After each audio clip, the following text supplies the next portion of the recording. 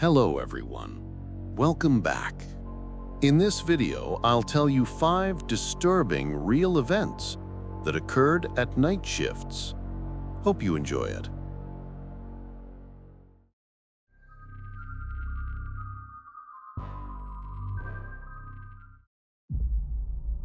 I'm Tara Collins. I manage the night shift at a Quick Mart in a small town in Oregon.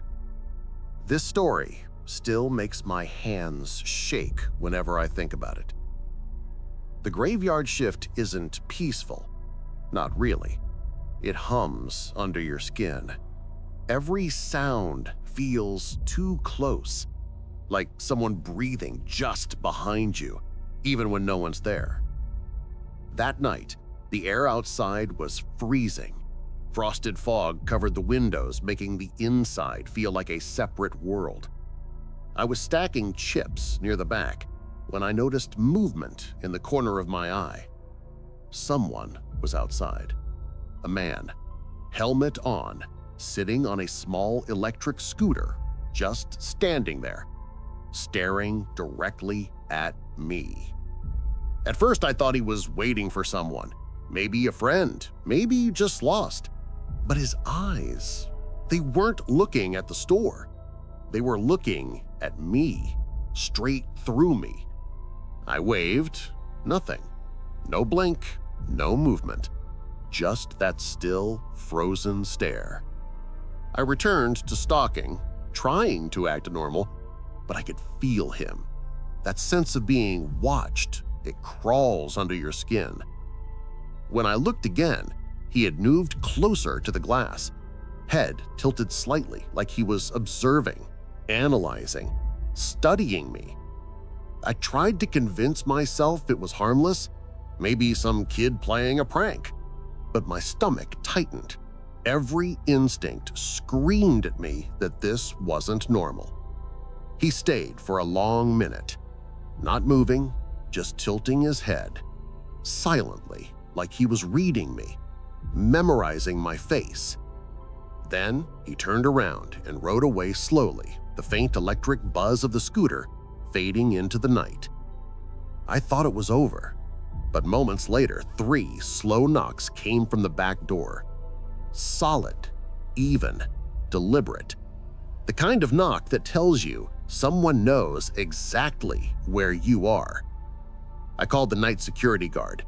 20 minutes felt like an hour. I stood by the counter, gripping the baseball bat we kept under the register, watching the glass, waiting for the next sound. The lights outside flickered.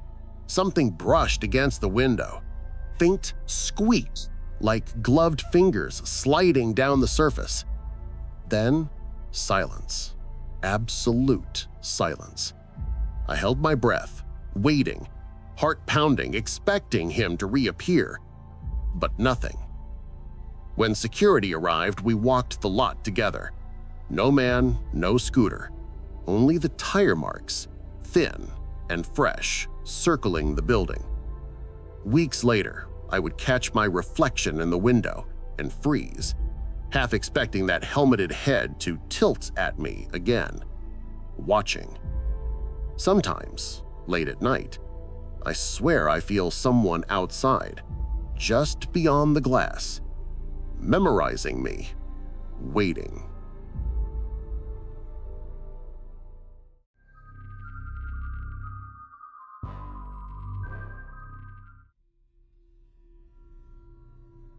I'm Caleb Dunn, 41. I used to work as a security guard before switching to nights at a gas station in rural Missouri. I thought it would be an easy job, quiet, predictable, but quiet can be deceptive. It can lull you into a false sense of safety until it isn't safe at all. It was around 1 a.m. I was behind the counter, checking inventory and stacking drinks, when the door creaked open. At first, I didn't see him. I only smelled it. Metallic, sharp, blood.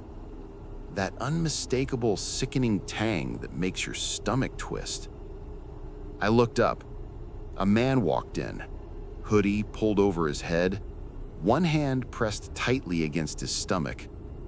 Dark, wet stains soaked his sleeve, dripping slowly onto the floor tiles with a soft, sticky sound. He moved quickly, but not in panic. His steps were deliberate, precise, like someone who knew exactly where they were and what they were doing.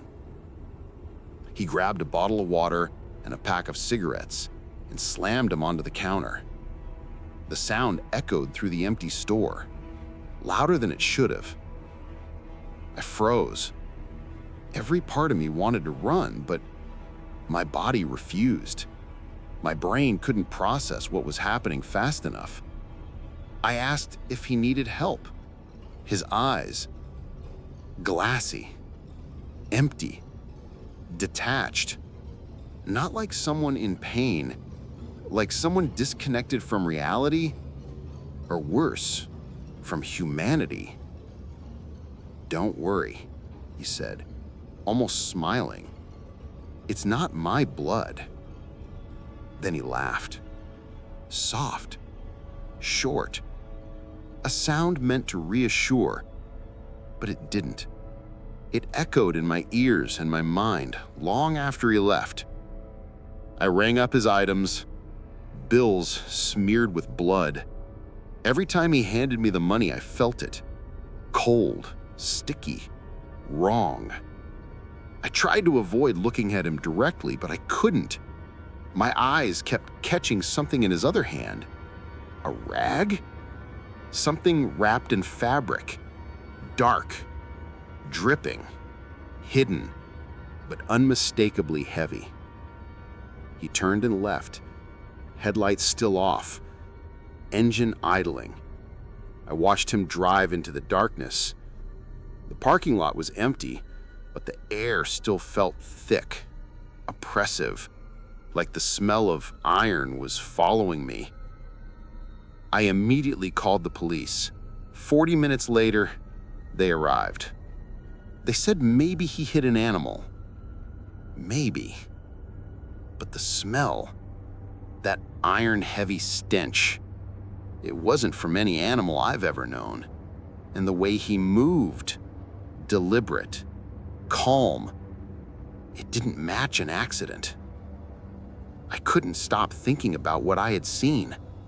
The wet stains on his sleeve, the laugh, those glassy, empty eyes. I replayed the scene in my mind over and over, each time noticing something I hadn't before. The way his hand lingered near the counter like he was marking me, remembering me. 2 nights later, the news reported a missing person found near the highway. Car model matched, same direction, same night. They never caught him. After that, everything changed. The quiet nights that used to feel safe now felt dangerous. Every creak in the store made my heart race. Every shadow seemed alive. Every stranger I saw felt like they might be him, waiting, watching, deciding. Even weeks later, I couldn't shake it. Every time I handle cash, I imagine the blood on the bills. Every reflection in the glass, I half expect to see his eyes staring back at me. Sometimes when I close my eyes, I can still hear that soft, short laugh. Don't worry, it's not my blood. I know now, that night changed me. The world feels smaller at night. The quiet feels heavier. And sometimes, just sometimes, I feel him outside the store, hidden in the shadows, watching, waiting for the next moment I'm alone. I don't know if he's still out there. I don't know if I'll see him again. But I do know one thing. I'll never forget that smell, that laugh, those eyes.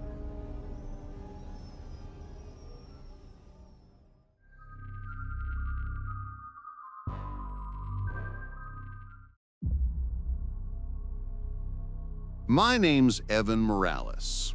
I'm 27. I work the night shift at a gas station just outside Fresno, California. Most nights are quiet, very quiet. Sometimes it's just me, the hum of the fridges, and the occasional trucker stopping by. When it's that quiet, you start noticing things. Things that don't really belong. It had rained earlier that evening. The asphalt was slick, reflecting the flickering neon lights like tiny pools of liquid fire. The smell of wet pavement mixed with gasoline hung heavy in the air. I was behind the counter, stocking energy drinks, when I noticed my reflection in the window. For a split second, it wasn't me. There was someone else, just standing there, a shadow moving behind my own. I shook my head. Must have been my imagination. These late nights can play tricks on your mind. But even as I told myself that, my chest was tight. That uneasy feeling, the one you get when your body knows something your brain doesn't, it was growing. Then I saw it. Headlights. A black sedan pulling up outside. No lights, engine idling. The car stopped right in front of the door, like it was waiting, watching. I can't explain it, but I just knew something was wrong. He walked in, mid-30s maybe. Jeans, plain jacket, nothing remarkable. Except his eyes. They didn't seem to focus on anything real. Not the shelves, not the counter. Just moving, flickering, like he was seeing something I couldn't. He walked straight to the counter. $20, pump 3, he said. Calm, flat, empty. I handed him the change. When our hands touched, ice cold. Not outside cold, deep, dead cold. Like he had no life in him at all. He stared too long. I tried to look away, but I couldn't. Not blinking, not smiling, just observing. I kept stocking the shelves, pretending to be busy, but my eyes kept drifting to him. Every breath, every movement, measured, deliberate, like he was studying me. Then he did something strange. He looked at the ceiling, then the lights, then back at me, and tilted his head. A slow, almost curious tilt, like he was assessing, figuring something out. The store felt smaller somehow. The fridges humming louder, the neon flickering more, my heart pounding like it would explode. I kept thinking of every horror story I'd ever heard, and suddenly, I was living one. He turned and walked out, slow steps, engine still running, headlights off. I ran to the window. He didn't get in the car. He just sat there, silent, watching me through the glass. The sign above the station flickered, neon pink light reflecting on his windshield, and I swear I saw him smile, a slow, cold, unnatural smile. I couldn't look away. My stomach turned, my hand shook. Minutes passed. I tried convincing myself I was imagining it, a trick of the rain, a reflection, anything. But the car, gone. No sound, no taillights, nothing. Just empty, wet asphalt and that feeling that something terrible had just been there. The next morning, my coworker dropped a newspaper on the counter. Recognize him? Front page. Same jacket, same eyes. Arrested for killing a woman in her car. I stared at the photo, frozen. Those eyes, colder than I remembered, calculating. I thought of his touch, the ice cold of his hand, the way he had measured me, like I was prey. I replay it in my mind constantly. That smile, That tilt of his head, the way he sat in that car, waiting, watching. Now, whenever a car idles outside too long, I feel it. My throat tightens. Sometimes late at night, I see him in the reflection of the glass, just for a second, just enough to know he's still out there. And I wonder, does he remember me, too?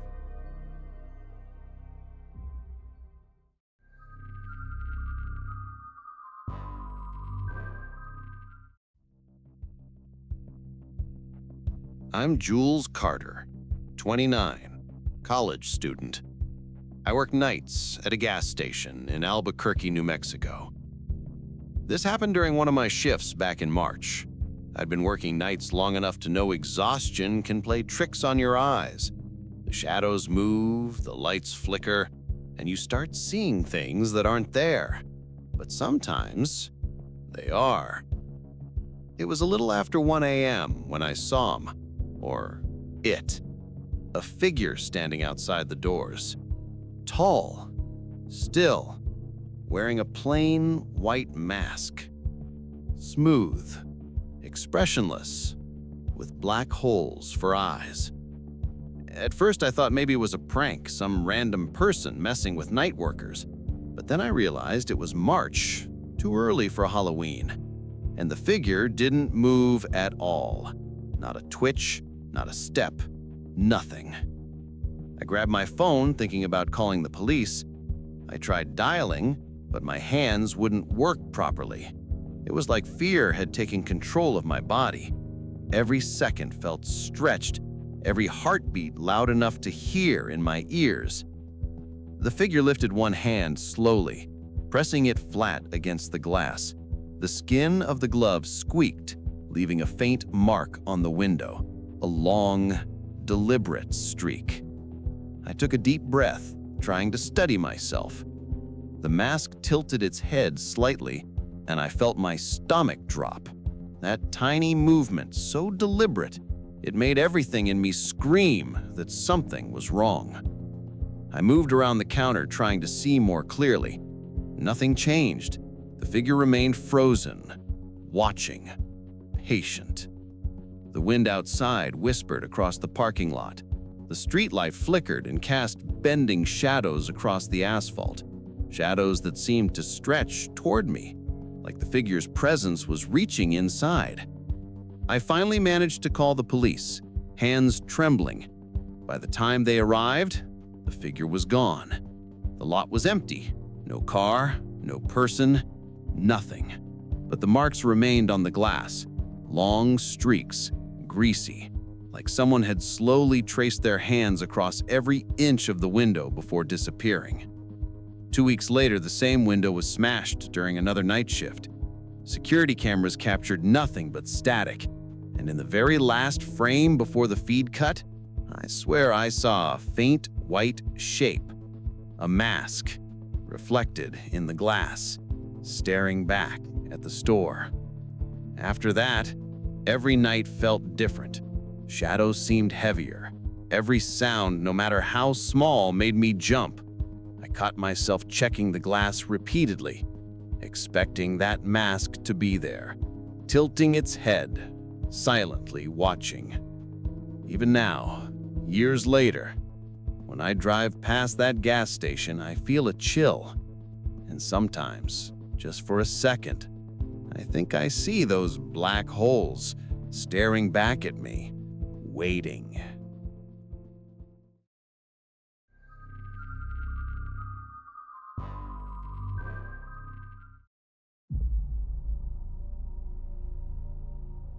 I'm Marcus Hale, 35. I run the night shift at a small gas station off the I-90 in South Dakota. The bathrooms in our station are old, the kind with metal doors that shriek when you open them. You can hear that sound from anywhere in the building. It was around 3 a.m. when I heard it, a slow creak, the faint click of a lock turning. I hadn't seen anyone come in for almost an hour. The store was empty, except for the hum of the fridges and the soft buzz of the fluorescent lights. I called out, "Restrooms closed for cleaning." No answer.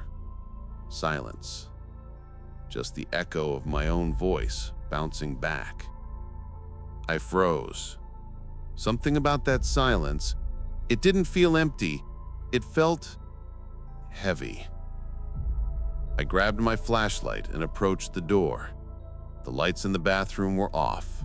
The air was thick, heavy with that mix of disinfectant and damp tile, the kind that clings to your skin. I pushed the door open slowly and felt a rush of cold air hit me, like someone had just moved past me. My heart jumped into my throat. I shined the flashlight under the stalls. Nothing. Empty. Then I heard it. Breathing. Slow. Uneven. Hesitant. Like someone was trying not to make a sound. It came from the far stall. My stomach dropped. My blood ran cold. I crouched down, shining the light more carefully. And there they were. Bare, dirty feet, facing forward, still, silent. My mind went blank. I couldn't think. I wanted to scream, but my throat felt frozen. I backed away slowly, trying not to alert them, my flashlight shaking. Every instinct screamed at me to run. Every noise, the creak of the floor, the hum of the fridge, sounded louder than it should. I ran to the back office, locked the door, and called the police. My hands shook violently as I dialed. 15 minutes later, they arrived. They searched the whole building, including the bathroom. Nothing. Empty. Not a trace. When I went back to inspect, I noticed the tiny window above the sink, wide open, supposed to be sealed shut. Small smudges, maybe blood, maybe mud, I couldn't tell, but it was clear someone had come through that window. Then there was the security camera pointing down the hall. It glitched, exactly the moment I heard the door open. Nothing appeared on the footage, just static. But in the last frame before the feed cut, I swear I saw a shadow, a figure, crouched, watching. Since that night, every little sound unsettles me. A floorboard creaking, a faucet dripping, even the hum of the fridge can make me jump. Sometimes I catch myself staring at the bathroom from across the store, imagining someone standing there, hidden in the shadows, breathing slowly, watching me, waiting. Even when I'm home, years later, I still hear the faint creak of a door. My mind immediately goes back to that night. I replay the scene over and over. The cold air, the feet under the stall, the window, the glitch in the camera. And I wonder, was it a person or something else? Something that can move through windows, shadows, and silence, unnoticed, patient, waiting for the next time I'm alone. I haven't worked nights there since. I couldn't. But the memory, that sense of being hunted, that soft, uneven breathing, it follows me everywhere. And sometimes, I swear I still feel it just behind me.